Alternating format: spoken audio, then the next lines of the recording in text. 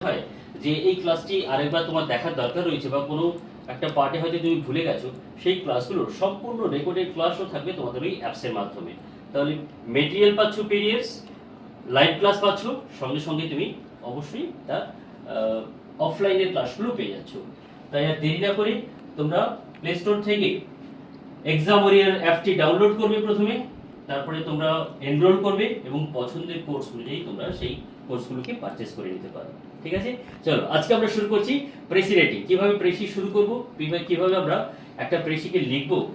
আর এটা তো তোমরা অনেকেই জানো যে ডেসক্রিপটিভ ইংলিশ বা রাইটিং এর ক্ষেত্রে একাডেমিক সেকশনে আমরা খুব একটা হয়তো সেইভাবে নিজেদেরকে তৈরি করতে পারিনি। অর্থাৎ translation writing, precis writing, report writing অনেক সময় সেগুলো হয়তো মুখস্থ করার উপরে আমাদের নির্ভর করতে হয়েছিল।